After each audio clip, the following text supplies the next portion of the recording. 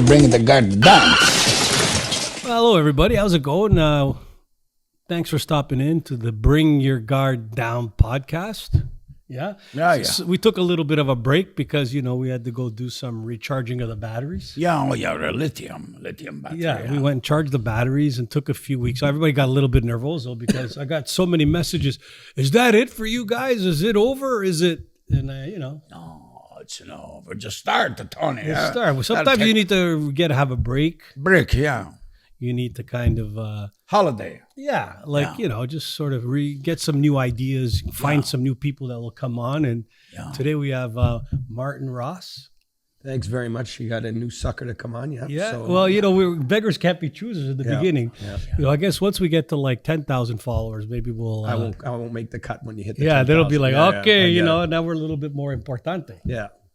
So, if you're listening to this, you probably already know that you're on Instagram, iTunes, iHeart, Spotify, all the channels. And so subscribe so you can stay connected with us, right? Click the button and don't tap the table every time you say something. That's why you Keith Moon, the who you will play drums. Holy smoke. But then our YouTube channel, Bring Your Guard Down YouTube channel. You'll see the full video and look at our beautiful faces for like an hour and change. Yeah. Anyway, Martin and I go back a long way. He's a legend, a staple in the sports community. Hey, Martin? I don't know about legend. I would say definitely a staple. Legend, I'd kind of use that term a little bit loosely when it comes to me, but I've been around a long time. Yeah. So everybody knows Rocco in boxing world. Famous. Right? Rocco Rompamuro. Champion, yeah. And I think everybody in Toronto knows Martin Ross. He's a staple. His nickname is what? Martin Staple. I mean, you staple one piece of paper to the other one. No, the staple gun.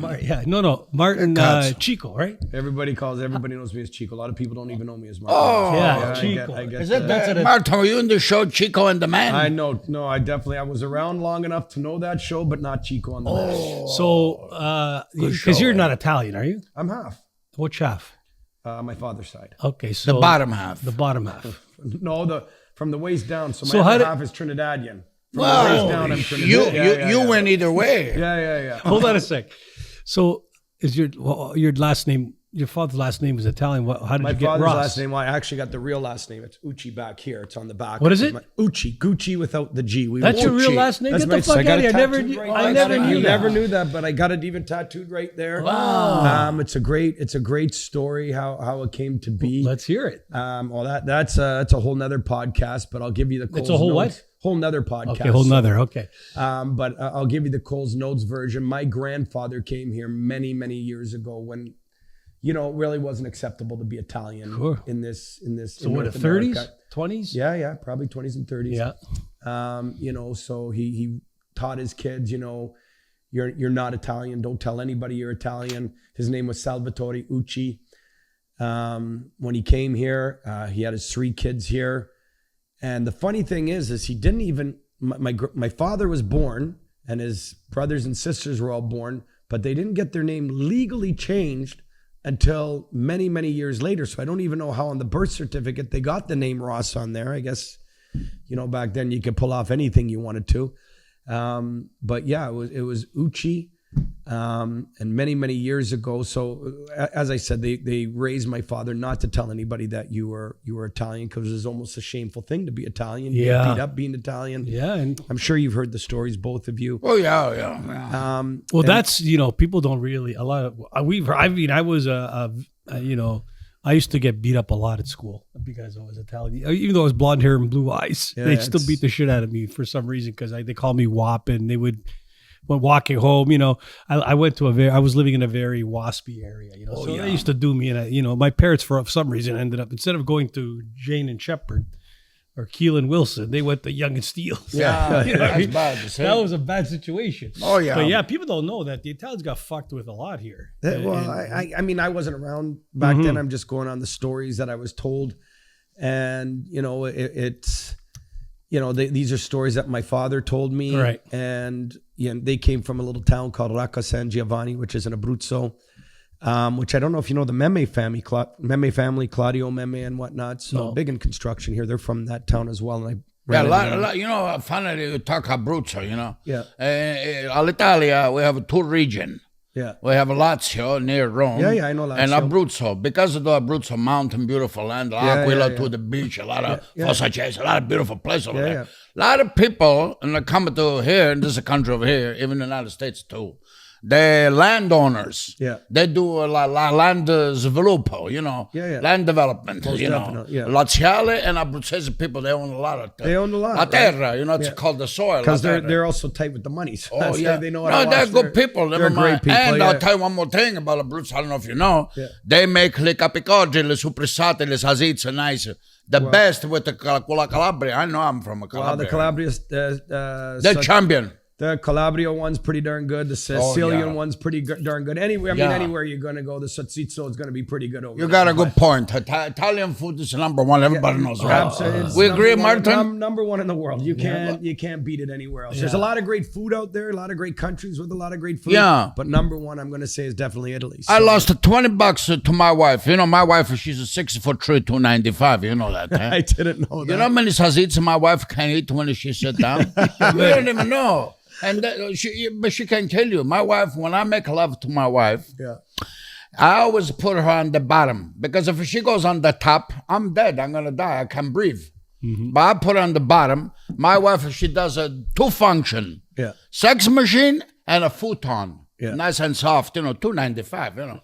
That's trying to tell you. She's $295. Yeah. Okay. She trimmed down till she cut him back from $320. From $320 to $290. Oh, she's a big woman. Yeah. She shave every morning, nice and clean for me. Beautiful. I love it. She's got like a barba. Oh, the barba, yeah. So we've been here, 4.5 minutes, and I've already thrown up in my mouth twice. So why? What's the first time? The thought of Rocco having sex with his wife right now, I'm going to tell you, hasn't been the way. Like the mental pictures in my head right now. That's tough. That's a tough thing to imagine. That's erotic. Putting that mental image in my head. I don't know. It's more how you wash them up with the. Don't you use like the power washer for Canadian Tire? Oh, I use the power wash. I have to clean it up a little bit. Oh, it's a mess over there. You can't use a towel. Or you know, they sell those wipes, all right? Yeah. And then you can't use that. You got to use the beach towel to clean them up with the power wash. And then while I power wash my wife, then I just move the washing machine. I go outside to the garage. I power wash the car. All one shot. Makes sense, eh? But sometimes that's why it's just you don't even have to go full throttle. You just give her the old Halloween Kit Kat. Ooh. And do you know the Halloween Kit Kat? Tell me, what is it? You just give 2 fingers at Halloween. That's it. The Halloween Kit Kat. That's yeah. 2 fingers. She wouldn't even feel the Halloween. Yeah. Is that like an urban dictionary over there? They talk I don't dirty? know. I know it's the Chico dictionary. Chico, that's nice. Yeah, I don't know. So Abruzzi says, I digression, eh? Yeah. Because Abruzzi says people, Laziale people, they're nice over there. And good people too. And I'll tell you what happened many years after, and it's actually a beautiful story. So, I mean, I grew up Ross. I did know my background was really Ucci and whatnot. But you know, growing up in Calgary, which is where I grew up, it's Munja Cake land. So there's not a lot of Italian. Ride 'em cowboy. Yes, absolutely. So Brokeback Mountain. And I did. There was no Brokeback Mountain there. I don't know about that. That's what I hear where the story started. That's what I heard. It didn't start there, Tony. I can guarantee you that. No. Isn't there a movie in Italy called Brokeback? Yeah, Deliverance. It's called. No, Boy from Deliverance. Yes. No, hold on a second. That wasn't in Italy. Famous Italian movie on the theme of Brokeback Mountain. Yeah, I don't know. I don't talk about those. To me, homosexualization. Some people are confused. The woman's got to go with the man, and Pumpation. You got to do pumpation. Pumpation has to be a woman and the man. Well, otherwise, the confusion is going to be. So you're saying Adam and Eve was created, not Adam and Steve? Is that what you're? No, Steve, no Adam. Right, just that's right. La femmina e l'umaschio, and then. Yeah. Anyway, I thought the original Brokeback Mountain was Tony just diverted from that. Jump. Yeah. Was originally scripted in Italy for some reason, but and you're going to tell me in Abruzzo, in the north, right? You're going to go no. It was in the north of Italy, near the Milan. I think we're gonna fight everybody when we go fight over there. You know what I mean? That's where it was. So it was north of Rome. That's where the hockey is in North Italy. Yeah, what hockey? We're going to get to that in a minute. They got a lot of great hockey up there. So Ross, what made him pick? What made your you know what? I'll give you the name. So like Ross. I said, I'll give you the quick Coles Notes version. We have lots of time. We're not fucking scared over here. A friend of mine who you would know, Sam Ciccolini, he had his 50th wedding anniversary back in 2018. at the Vatican. That's where he had his 50th wedding anniversary vow renewal, which he had at the Vatican. Sure, when you got that kind of cash. Yeah. What was the donation to the Vatican? I didn't ask. So he's a beautiful human being. I don't know what the donation is. Great family. I love that family. Great family. And great hockey family. Hey, he didn't give me insurance one time. He didn't? No. Oh, you know who it is? He know my father a long time. Yeah. From before. But anyway, he didn't give me insurance.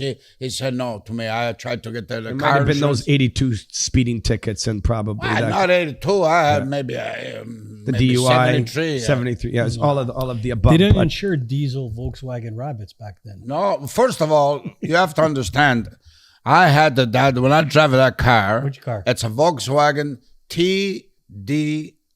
It's a call. What do you think those letters stand for? I know. I can tell you what they stand for. Okay. Because the guy used to own that car when he sell it to me. He played drums.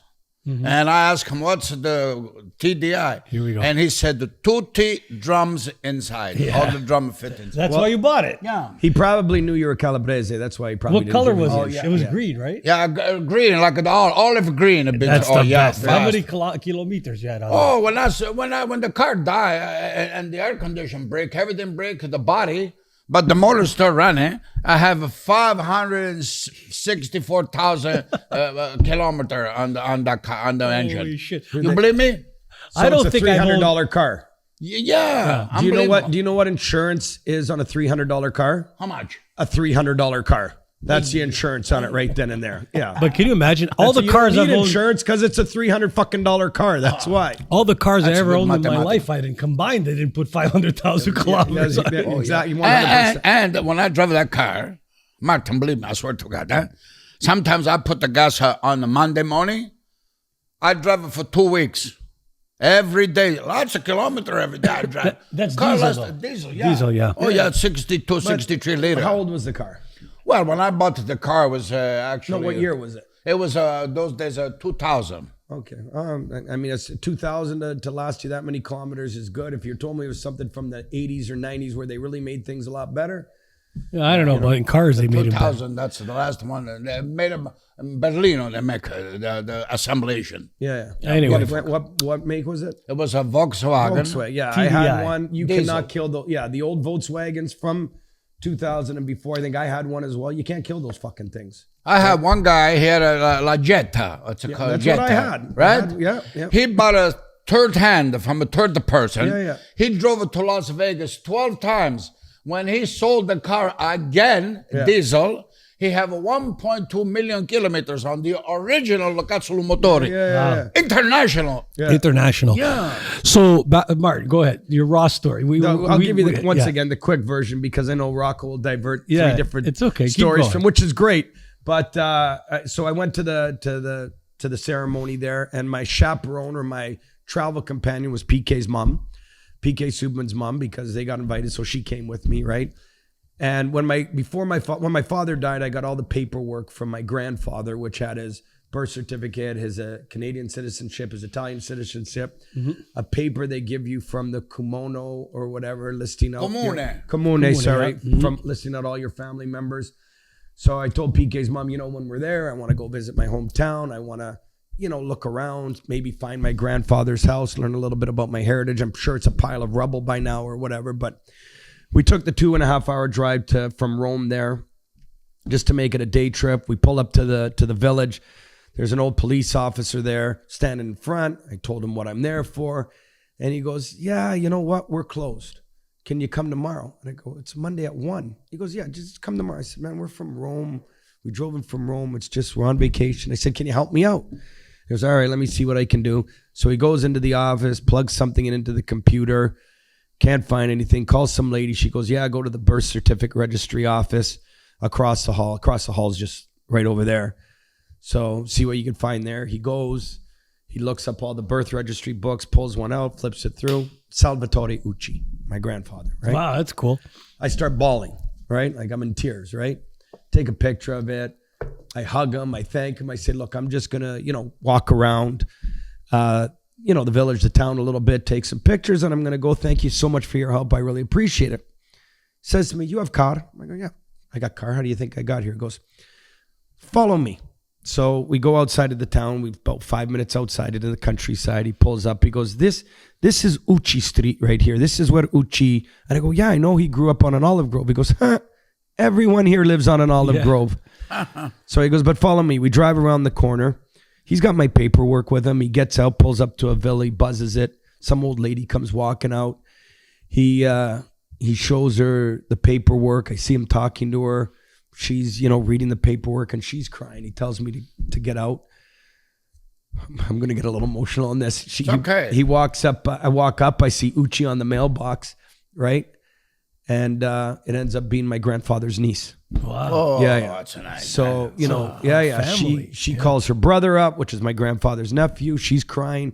He's like, what's wrong? He goes, no, it's beautiful. Come. Oh, yeah. He comes over. She tells him what's going on. He falls to his knees. He hugs me. Oh, yeah. Wow. Yeah, he goes, we've been waiting for this for forever. Takes me around the town, shows me my great grandparents' cemetery, my great uncle, my great aunt. Wow. Amazing. That night, he takes us to a fish restaurant and a daytime beach resort that is owned by my cousins.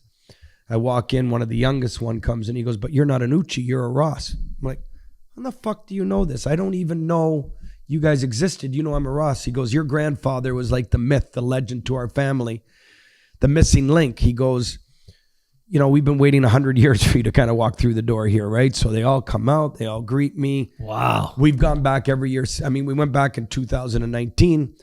My son is named after my grandfather. They treated him like the king because my grandfather was the oldest. But one thing, did you guys have a snack after that when you see each other? They own a fish restaurant. What did you eat over there? Tell us. What didn't we eat, Rocco? Fuck, it was they just kept bringing it was like an Italian fucking wedding. The food kept coming and coming and coming. And wow. The love that we've received from them ever since. We go back there every year, and you know what? It's been amazing. I found out many more stories about my grandfather. How he really immigrated here. It's not what I thought. What do you mean not what you're thinking? What happened? What changed him three of them confirmed this story. So when he was going, he got on the boat to go to Canada, and I guess when you get on the boat, you want to eat, you want to sleep somewhere, you got to fight for it, right? He was a big man. Yeah. They said, he started knocking out some guys at 16, 17 years old. He goes, you know what? We're not going to go to Canada. We're going to go to Chicago. We're going to make you a fucking boxer. 16, 17-year-old kid. Okay, whatever you want me to do, right?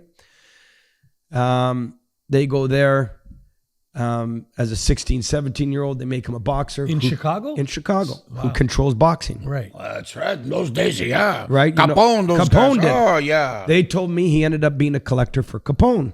Oh, yeah. So they told him, you can't walk around Chicago with the name Ucci. Ucci apparently is a very big mafioso name in Sicily. Nothing to do with our family, but they said it's too much of a heat score. We're not going to call you. I know. We're not. Yeah. We're not going to call you Salvator Ucci, Sam Ross, Sammy the Bull. We're going to give you that name. That's a good one. Yeah. So next thing I know, and I didn't even know till my dad died where he was born. He was born in Port Moody, BC, which is right across the border from the U.S. Right? Washington. Yeah. So I guess I didn't realize they shipped my grandfather over there to start with prohibition and running the whiskey, the whiskey across the border and everything like that. Wow. Then explains why my whole family was in the thoroughbred horse racing business for their entire life. Le Cavalli, right? So, he was in that business, which I'm pretty sure was controlled by the mafia, which is why, and he brought my dad into it. My dad's younger brother ended up playing hockey, 3 games for the Rangers, mostly played for their American League affiliate, the New York Rovers. But we grew up in Toronto, which I was born in Toronto, but I think when my sister and I was born, and we grew up in government housing, but I heard stories that they used to have stacks of money on the table. I heard this from my uncle who married my aunt, who was much younger than them.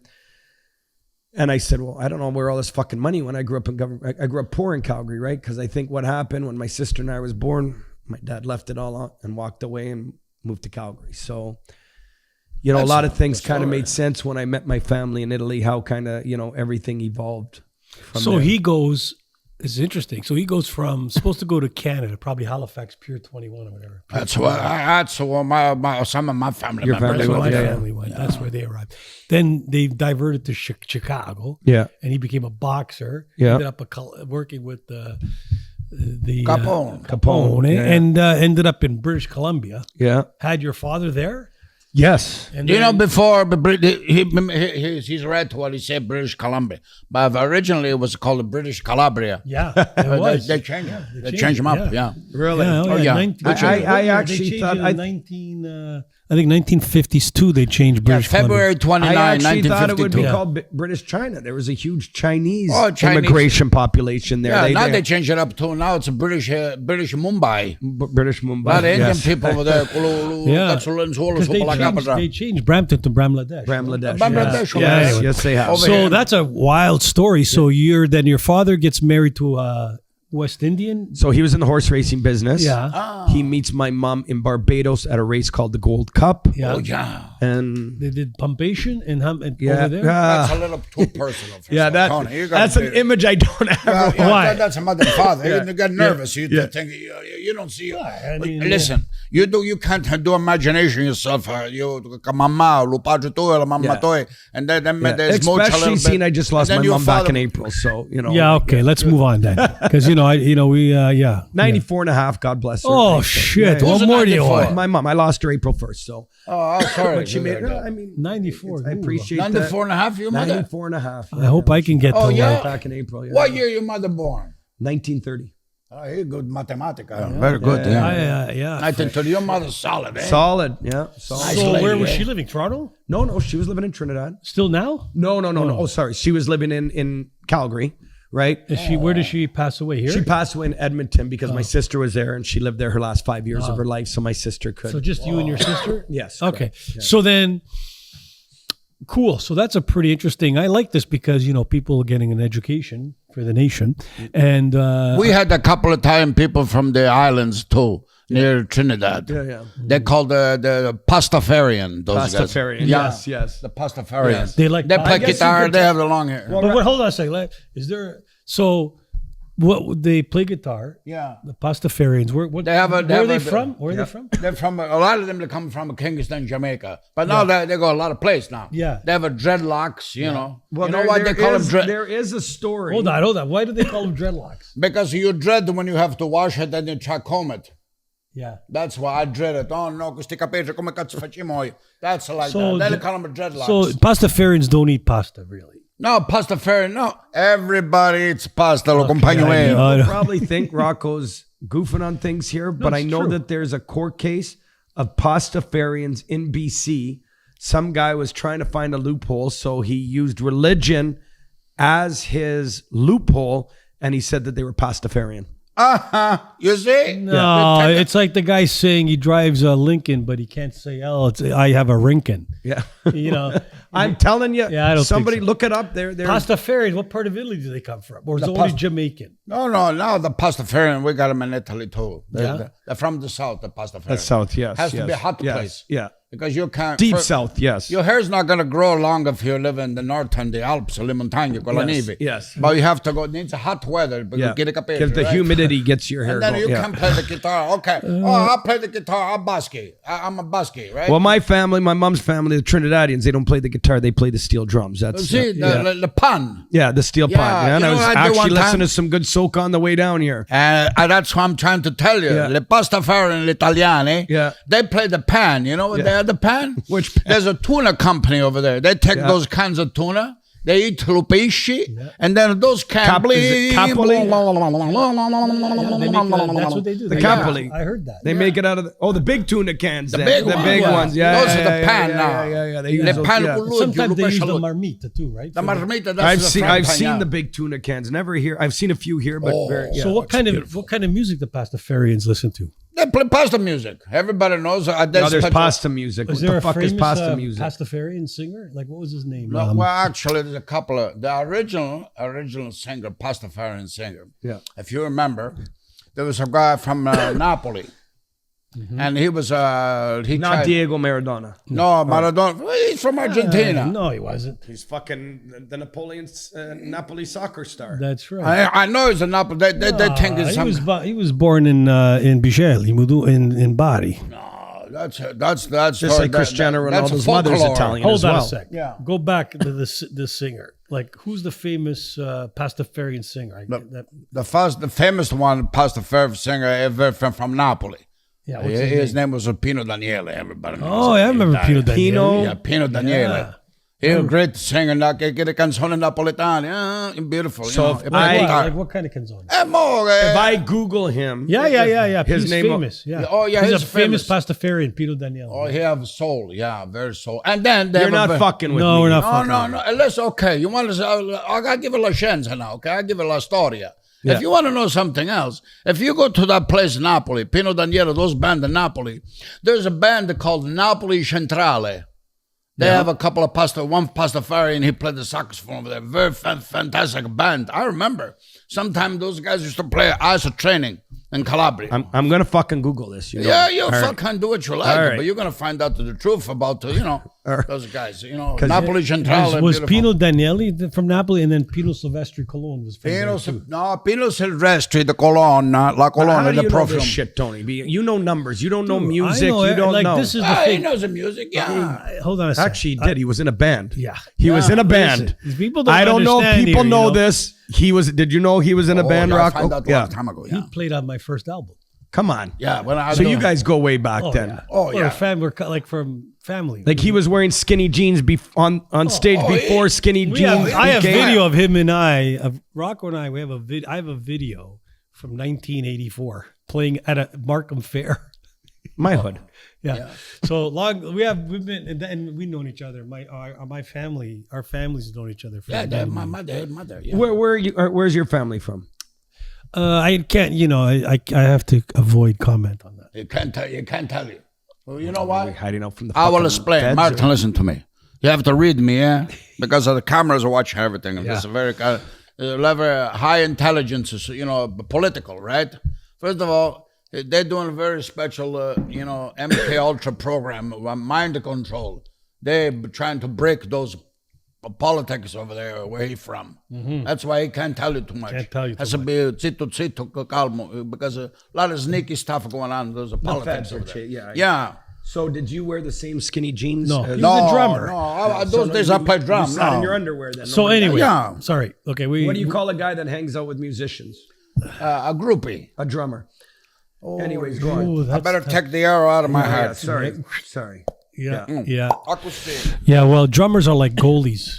They're a little bit off. Yeah. They're not left-handed pitchers, kickers in football. Yeah, they're a little bit a la 45. Yeah. Not really a la 45 the way we know a la 45, but maybe a la 32 degrees. Yeah. Anyway. 37 and a half. So, the Italian singer, Pastafarian, blah, blah, blah. So, back to the Martin Ross story. Yeah. So, your mom went through that. Blah, blah. So when did you move to Toronto? How old were you when you were in Toronto? 19. 19. So 18, 19. What were you doing back then? When did you start getting involved in hockey? Pretty much then I came here. So I went down to play in the East Coast Hockey League. So you played hockey. I did play hockey. Yeah. Okay. Yeah. So you fast? You know what? That was my one skill that I had was my skating. Yeah. You play winger? What do you play? Defense? No, it was the orange. They gave him the orange jersey. Yeah. As the pylon. As a pylon. Yeah. So, they go stand over there so we can go around. Well, you know what? It is what it is. Those who can do, those who can't teach. I ended up teaching, right? So obviously I wasn't good enough. I went down there. I had a knee injury, which they weren't going to cover when I went down there at the early start of camp. I still got the what year would that contract. Like, that would have been 89. 89, because I just showed my kids the pro contract the other day, right? I went down there. They wouldn't cover the knee injury, so I still had cousins and stuff like here. This was a lot closer than going all the way back to Calgary. I stayed here, got the knee worked on. While I was here, I ended up getting a job with the Blue Jays. Ended up sticking with the Blue Jays. What were you doing there? I was just working as a clubhouse. Serving hot dogs. Yeah, no, I was dogs. working in the clubhouse. You know, like I like that. I like that. I work for the Blue Jays. Yeah. So I was 18, 19. You know, and I thought it was a great job. Made a lot of great contacts. And then, you know, skipping forward, I ended up getting a job at the bank. And while I had started that job at the bank, I'd also started a hockey school here, because when I worked for the Blue Jays, and then after the Blue Jays season was over, I got a job with the Leafs, and I was working with the Leafs at the time. Well, Toronto Maple Leaf? Yes, they're professional. They are. You work a professional. Are they professional? What? They're professionally Don't get me shit. started. That's a whole other that's story. Right. We're I'm gonna get anti-Leaf. I'm the biggest. I'm Leaf an hater out anti-Leaf there. too, big time. Yeah. So we have podcast footage confirming. We might have people that turn us off because because of the hate that we're going to spew for the Leafs. We speak the truth. But I got to say, even though I'm an anti-Leaf, and I'm an anti-Leaf just mostly because of their fans and even the way the players act nowadays. But the Leafs did give me a great start, so I got to thank them for that, because I met a lot of players. And I had started my own business where I used to bring the players out to do autograph sessions at malls, because I got to know them. And then I started my hockey school, because growing up, I went to the Calgary Flames hockey school. There was nothing here like this.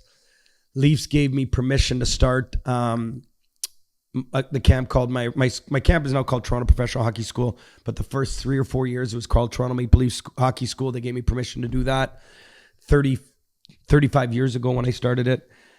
So they did give me my start. So I really have to thank them for that, and I'll ever be indebted for them, even though I bash them all the time and make fun of Leaf fans all the time. They gave me my start on that. And then what happened, I was also working at the bank, and that bank, it really gave me an opportunity, because that bank closed, that branch closed, and they gave me a payout because they just kind of got rid of everybody, which I was scared to make the jump to start my own business. But that little payout helped me get going, and kind of just started my my hockey school from there. So I kind of remember you at doing memorabilia stuff. Yeah. And then your hockey school. So who are some of the... You got any stories about some of the... Because you used to bring hockey guys... Like hockey and baseball and basketball. But hockey guys to come and help train, right? The kids? Yeah. Like, so they would come and you'd pay, like, who... You have any stories about some of the hockey guys? Famous guys. Famous guys. I mean, back in the day, you know, like when they... Like back in 92, 93, 94, we were bringing Dougie out, Wendell Clark out, Andrew Chuck out, Kiprios. Like, we were bringing all the guys, all the big names. So the school was... packed back then. So it'd be the equivalent of bringing out Matthews and Nylander and Tavares now, which you wouldn't be able to do because they make way too much money, and you wouldn't. And they be don't able really give a shit. They don't come now anyway. You know, that is the difference. Those guys, I have to say, back then they gave a shit. Yeah. Gilmore, as big as he was, he would come. He would stay the whole fucking day and run the sessions. Yeah. I would just sit back and push pucks and watch, and he would run the drills, and he would get the, you know, solid. Like, Wendell, way solid. all I know those how you guys. can get if you want to get to those famous player now, I know how you can make them come to the hockey school. How's that? You gotta buy a big, huge box of cannoli, fresh cannoli. You put Which my father-in-law makes the best cannolis in Toronto, by the way. So you know what I'm talking. It's not bullshit. Yeah. What do you mean father-in-law? Hold on. What kind of? Because I have a fan. What do you mean? Well, he's I guess you could call him my ex-father-in-law, because I'm no longer married to his daughter, but he's still my good friend. What was the daughter's name? Stephanie DeVellis. They owned Raymerville Deli and Bakery up in Markham. All right. And he makes the best tiramisu. He makes the best cannoli.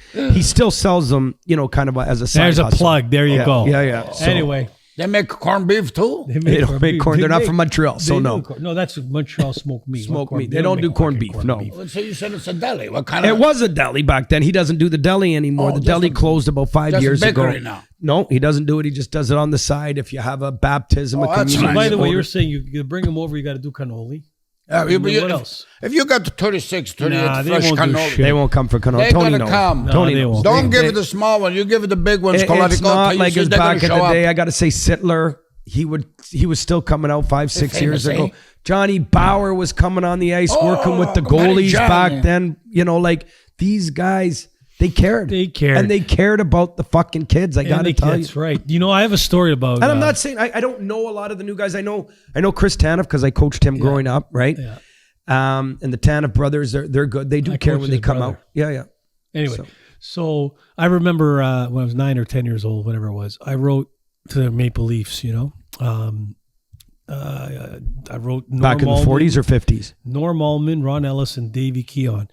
Only one of them replied. Dave Keon replied back. I know. Wrote me a nice note, sent me a picture, autographed it, and I've been Dave Keon is my number one favorite hockey player of all time because of that. Well, you know, he was voted the number one Leaf over the first 100 years of the organization. Well, he should be. He's number 14. Number 14. Yeah. I wore 14 my whole anytime I that was my number 2 as well, but not because of him. I was the leading scorer of the Adult Safe Hockey League for 22 years straight.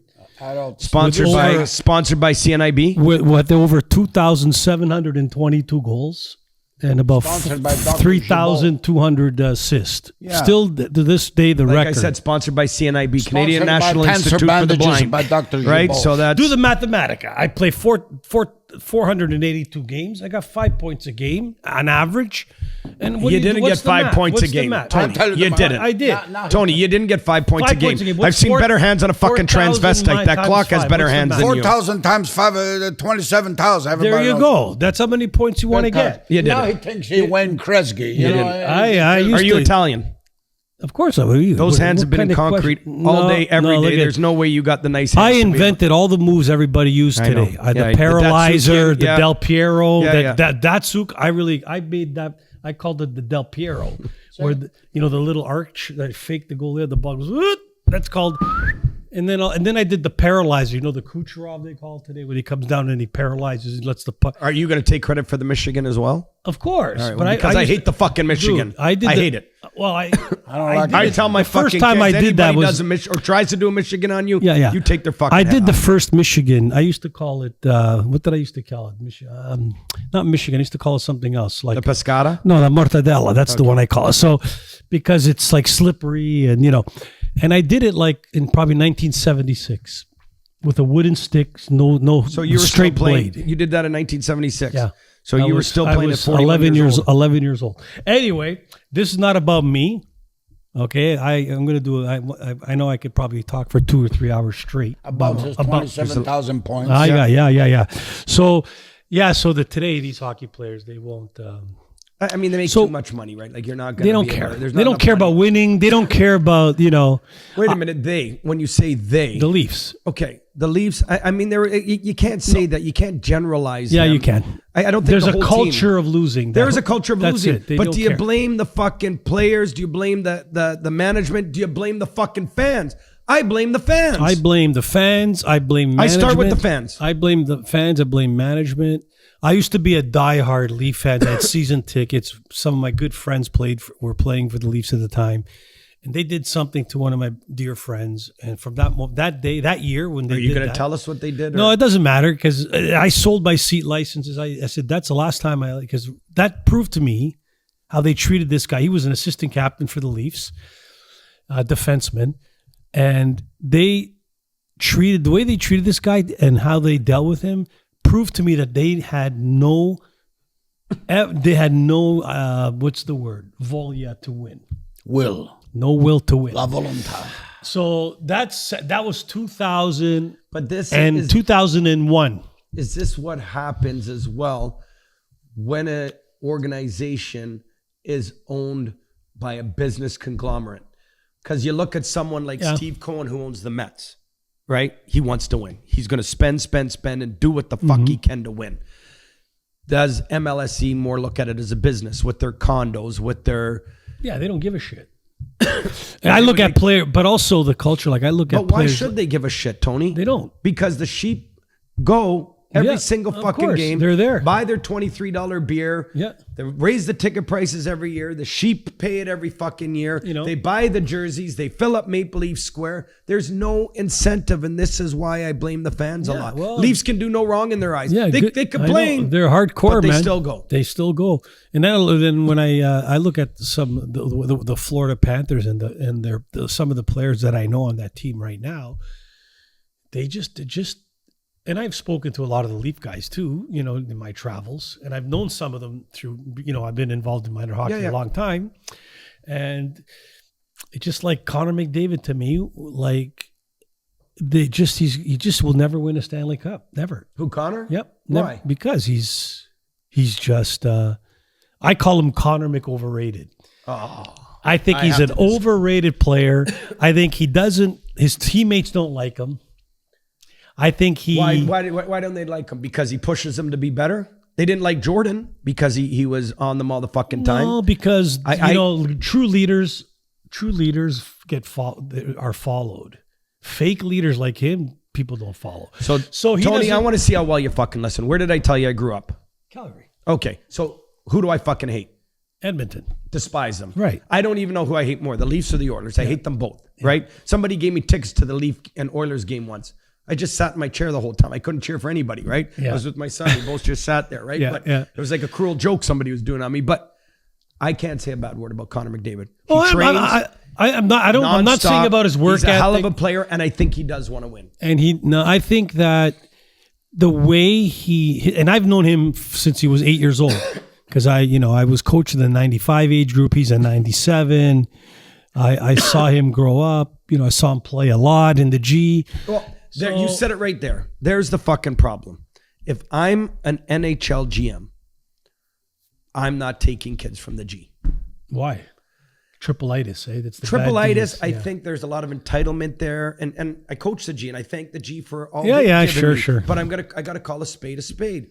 You don't have any kids that are like Wendell Clark, Wilcox, Saskatchewan. No, you got kids, Etobicoke, Ontario, who live in a $2, $3, $4 million home. They get dropped off in the G wagon. Air condition. There's no balls there. There's no toughness. There's no grit there.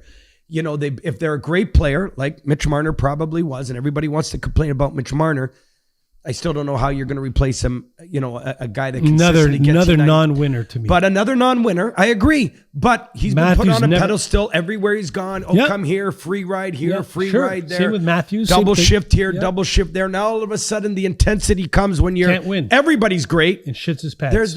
There's I don't even know what shits his pants. There's not that inside of you to fight, right? So it's about always like this triple-itis thing. It's always about playing.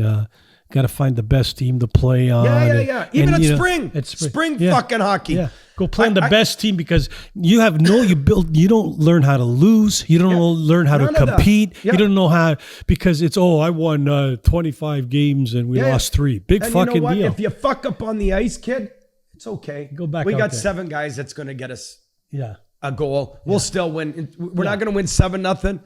Yeah. We'll win 7-1, so it's okay. Hockey's broken in Canada for sure. It is for sure. Yeah, and I had PK play for me many, many years, right? And people say to me, "Oh, you made PK what he is." I said, "No, I didn't." I said, "I just made sure the team that he was on every year was shitty enough where if he didn't show up, we would die." Right. He had to fight every single game. He wasn't on one of those super teams. Yeah. He was his very first year. After that, he came. But personality's a big thing. Like, PK's a big personality. People love him. Yep. Teammates love him. He like you could see his face. How many times you see Connor McDavid smile during the season? How many times? 0. How many times do you see Austin Matthews? I call him Austin Nostrils. How many times do you see this guy smile or tap his teammate on the bench or hug somebody Austin Matthews. They don't give a shit. Austin Matthews, a hell of a player. If you want, I don't know. He's big. He's big. He's strong. He's got a lethal shot. He knows where to be. No, he's a great fucking player. I don't give a shit. He's not the guy to lead you to the promised land. That's the problem. I would have. How many NHL GMs have sat there and said, "You know what we need on this team? You know what we really need? We need a Mexican captain. Go get me a Mexican captain." Yeah. And that. Leafs nobody's ever said that. No GM said that. Leafs make Austin Matthews. Let's take the captaincy away from one of the greatest players ever. Yeah. I don't know about one of the greatest players ever. Well, I would say, I look at when I say that, I say a total player, not just skill on the ice, good person. Teammates love him.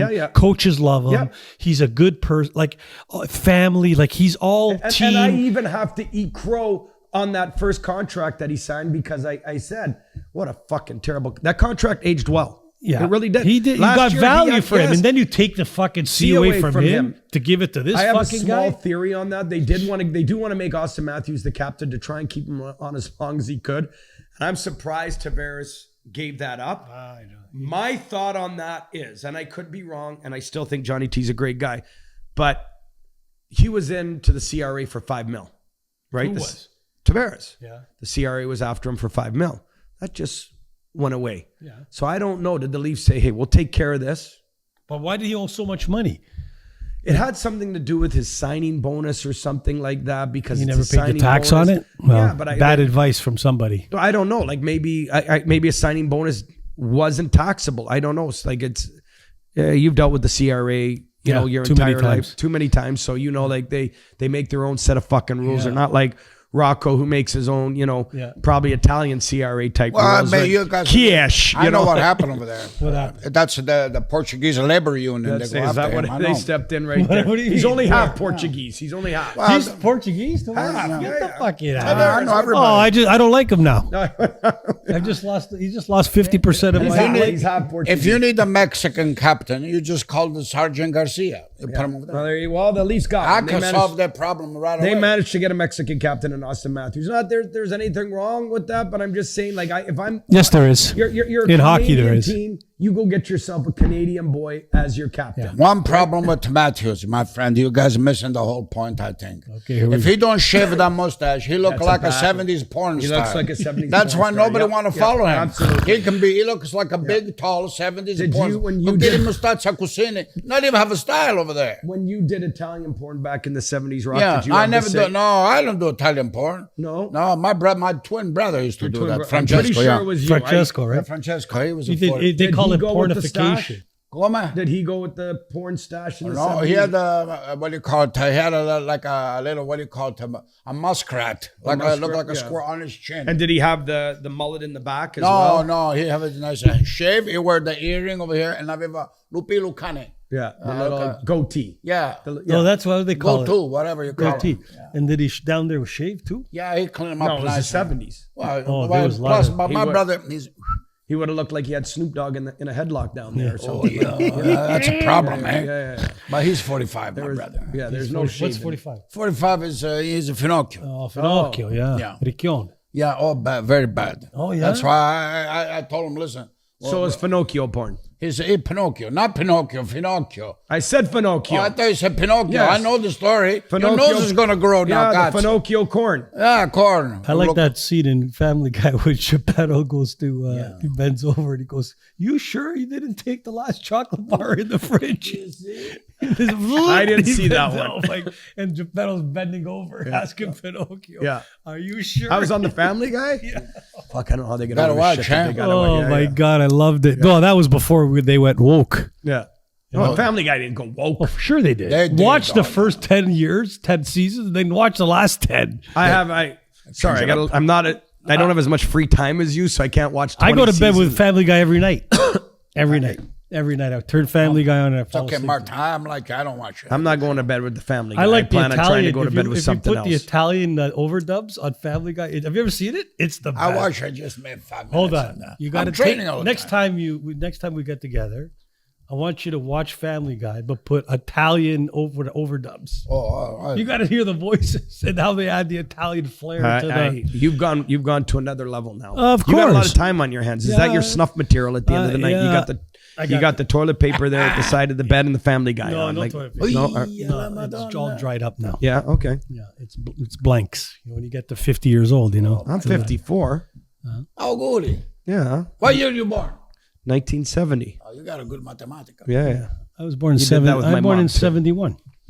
Hey, listen to him now. He turned to shit a couple number over there. Yeah. Your friend. That's why. Yeah. You're gonna play. He had that. to one up me there. That's Yeah. why. He was probably Pretend. born in 69, not 71, but he fed, I want to be younger than I've this been fucker. around. How many decades have you been around? A A lot.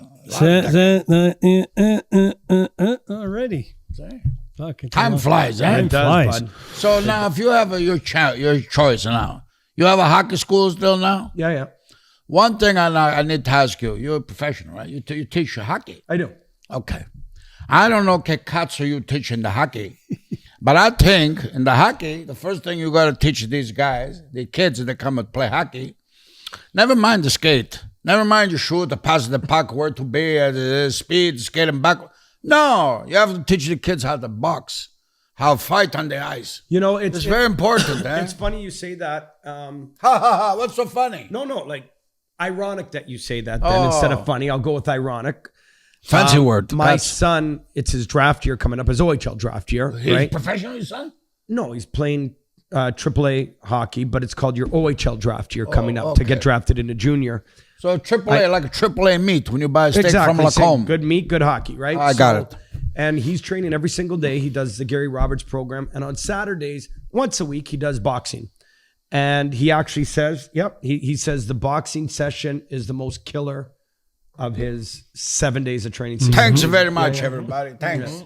Yeah, no, I will tell you. Totally. It's they got. I think it's an Iranian guy up in Richmond Hill, and he just beats the fucking shit out of them. Like not physically, but he just grinds them and works them and works Hard them. And training. works. Yeah, I remember the first time I took him there, and he came out of the boxing gym. He was just like he was dead, not dead from getting beat up fighting or anything, just because of the training that they do. Very hard. And I don't think.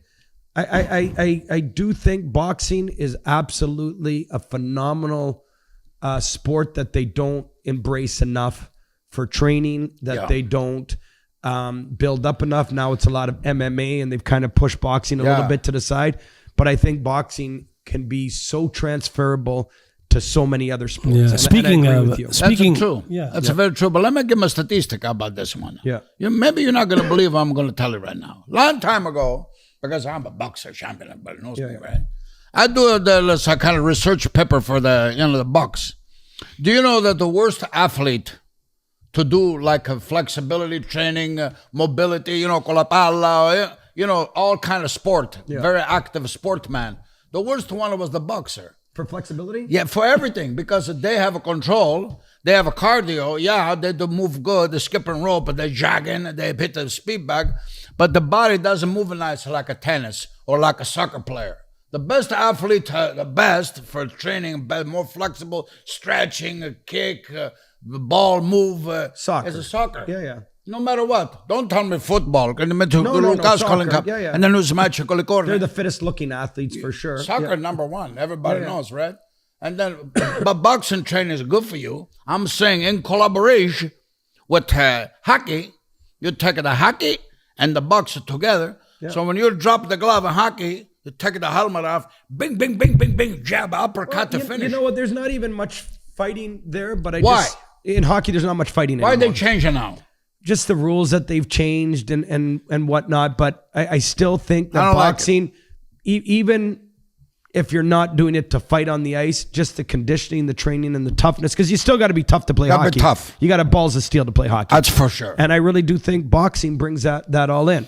I do disagree on the movement with you and everything, because some of the fanciest looking athletes I ever saw moving around was Ali and Sugar Ray Leonard. Oh, Ali the best. He's the champion. Everybody knows that. Speaking of boxing, the other day I was walking on the street, and I saw these three guys pushing an old 69 or 70 Camaro up to the gas pump. Right? Three guys pushing, I guess up to the gas pump. And the guy pumping gas, next beside him, he goes, "What happened? You run out of gas?" Some people. And I'm looking, I go, can you believe this guy?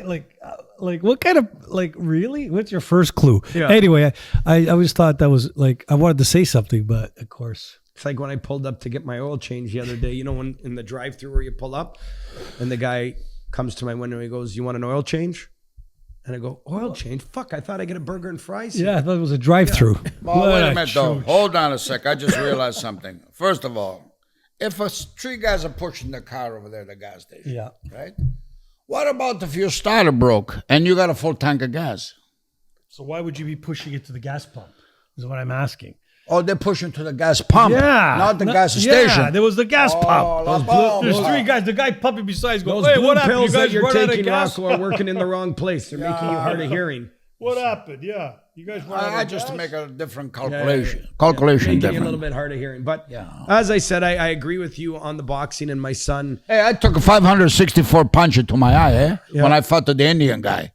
Okay, don't forget, Who was the Indian guy? Yeah, Harun. That guy. Pandeep Singh. Pandeep Singh. I fought him. He gave me the third round. He gave me 564 punch in my eye. You know what I do? I blink with the other one. And you still won? Yeah, stereophonical. You still won? But no, still won. The decision go to him. Rocco's got more stories than fucking Walt Disney. So back to sort of speaking of drive-throughs. So some famous Italian hockey players, huh? Do we know? Probably there's like Italians don't play hockey. Last time was Roberto Luongo Italian? No, he's a goalie. What about Phil Esposito? And Tony. How can you say Phil but not fucking Tony? Tony too, of course. First of all, you have to learn how to say the name properly. You guys over here. What about the Cavallini brothers? First of all, his name is not Esposito. It's Esposito. He's from Napoli, okay? He is from Napoli. Are they from Napoli? Are you sure? Yeah, I know these guys. They train with me. They do special aerobic training. That's why. Where are they from in Canada? I think they're from Sault Ste. Marie. Very good. Thank you very much. Good. Yeah. To me, they are one of the first immigrant families to embrace hockey and do something with their hockey. Yeah. Stan Mikita might be the first one because I think they did come over from the Czech Republic. I could be wrong on that one. He had the boomerang stick, hey? Yeah. But, he is a nice, hey? But the Espositos, obviously, their parents came over, probably knew fuck all about the game. Nothing. Immigrated to Sault Ste. Marie, and you don't get one, you get two at two totally different positions in the NHL. What a beautiful story that is. Beautiful story. Anyway. It was a big two fella. Yeah. Tony was a nice little goalie, eh? Yeah. Fast and speed and agility. One of the best. More fast than electricity. God rest his soul, one of the best. Yeah. I mean, I could score on that guy on my backhand with... Yeah. Because he's gonna score now. Because that guy there, 36,000 points. Yeah. Division F. Anyway, so did you still used to do some kind of podcast or Leaf thing, didn't you? I did during COVID. I did, and a lot of people enjoyed it. And it was, like I did it live on IG during COVID. What's I did IG? Instagram. Oh, you're here doing a fucking podcast. You don't know what IG is. I don't know. I don't know what IG is. Are you on the FaceTube? The Snapper book. I know. Right? I'm on Shut Up Your Facebook. The Insta Face. You wanna? Yeah. So you put them together. I did do one. I did Facegram. Yeah, you put them all together. Yeah. So I did it pre-game, first intermission, second intermission, right? So and why did you stop? It's time, right? Yeah, I mean, it was time with time. Life got back to normal. I could go back to the rinks. I had to do my coaching, my training. Right. It's during Leaf games I would do it. So what is that all you do today? Like, you don't have other full-time job? Oh, well, I do that, and I do my the charity fundraisers as well. Yeah. So I still do those. So what's the future right now compared to Martin Ross? My future, I want to... What's your future going to My future, personally, I want to move to Italy within the next 3 to 4 years. Yeah, I'm with you on that one. Would be Abruzzo you want to go to? Abruzzo or Puglia, I like both regions. I would like to go... That's nice. Calabria is nice too. I haven't been to Calabria, but from what I see and what everybody tells me, it's beautiful as well. But I heard in Calabria, there's a beach over there, a place called Tropea. Yeah. My buddy goes there every single year. Okay, so they got the best gelato in Tropea. You got to go there. He lives there, right? So I know. Well, his family's from there, so he goes there in the summer, and he tells me and he shows me. He calls me on FaceTime from there and everything. So my future for me, I want to be in Italy in the next 3 to 4 years to live there. Yeah, I just came back from Europe, and you were in France, though. Well, I was in the French Alps, but not really. And how did you like that compared to Italy? It's to me, it's the only place to be. What, the French Alps or Italy? Anywhere in Europe. Anywhere in the mountains. In the mountains. So do you like it out in Banff and Lake Louise? No, because it's, not the same. I don't know how to explain it. It's not, I don't know, just not the same. Just, you don't see the cows and it's just different. It's like you're in I was up, Have you been to Banff? You've been to Banff. Of course. Yeah, I fought there one time. I find that very majestic. No, it's nothing like Mont Blanc. Different. Or you got to understand something. I think he's talking about not just Le Montagne. Mountains are beautiful. Le Montagne, I had a girlfriend, nice Montagne in high school. Yeah. Different from your 6'3", 200. No, not before my wife. I don't cheat. I do those kind of things. It's different over there because I'll tell you why. First of all, the food that they eat over there from Parigi, the place in France, it's a very clean food.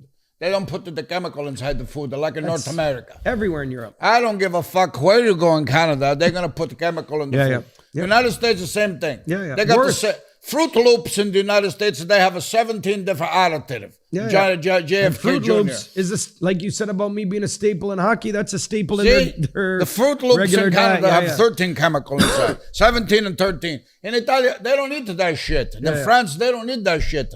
He eats a nice fresh eggs, a cucine. The chicken has a bicep like this in France. You know. No, it's just different. The people are different. The way of living is different. Just the air, the you know, just everything. Like every country, you know, I want to go to Italy, right? Like every country, I'm sure they have their problems. Everybody, like every country has their issues. Every country has their problems. But they don't have the beauty. They don't have the beauty. They don't have the beautiful. The word organic scenery doesn't even exist over there, right? I was saying, I said, I went to the hotel lobby. Can I get 2 bottles of water? He goes, bottles of water. I was at Medjev, which is in the mountains, right? a small ski town. And the guy goes, we take the water from the tap is right from the mountain. Right from the mountain. It's like you're drinking Evian. Why the fuck you're asking for a bottle of water? They looked at me like I was, Get the fuck out of here. Just like ordering a coffee after lunch. Yeah, they must have said, you're American, aren't you? Get the fuck out of this. So, but they said American. Then the I told wine, them, the coffee, the food. Everything. You know, even enjoying life. Like, guys, let's go hang out tomorrow. Where do you want to go hang out? Richmond Hill? Yeah, what? Market. Where are you going to go? Mississauga. Over there in Italy, every 20, 30 minutes, you go to a nice, beautiful town and you're wowed by something from that. Beautiful. Anyway, it was beautiful. So, Martin, it was a pleasure. It was a pleasure being here. Thanks for coming. We didn't even get to much hockey talk. Well, you know, we like to keep things short and we were sweet. going to be talking about the GTHL. We're gonna we have to have subsequent episodes, right? So you said the most important thing about the hockey, though. You talk about that you hate the Toronto Maple Leafs. Yes. That's more than enough. Yeah. You're going to get a lot of people jumping on. And us now we you know, we can have a whole show, but because our show is international, eh? International. We have like followers from all over the world. Every place. So when you talk about like triple-itis and GTHL and all and parents have, you know, clue. But I can end with this, you know. This is triple-itis if you don't know, triple-itis is a disease that affects anybody playing hockey, the parents of kids playing hockey anywhere in the world. It's called triple-itis. And there are many symptoms, right?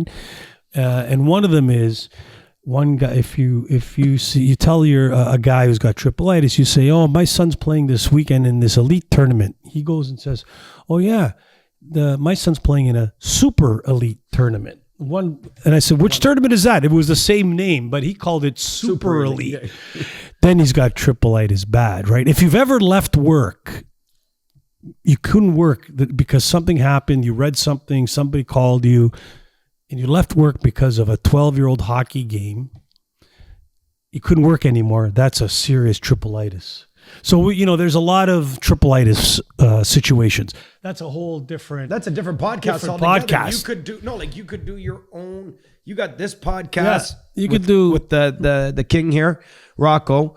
You could do a separate podcast, AAA hockey. Yeah, but we don't want to. No, because only the people in Toronto would listen, and then basically...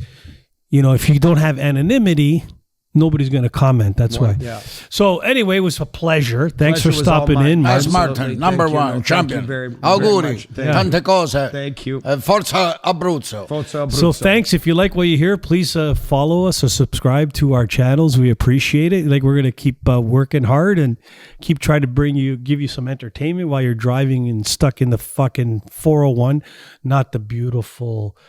what's the freeway? The freeway up the mountains, like you go like this, going through 3 kilometer tunnels through mountains. Yeah. Like, you know, you're in the 401, you can listen to our podcast. Yeah. Anyway, Rocco, when it takes you an hour to get to Toronto from Toronto. Yeah, exactly. Don't forget, everybody, we love you and nobody else. And if somebody tried to say something bad to you, minteci le corna. That's right. Ciao.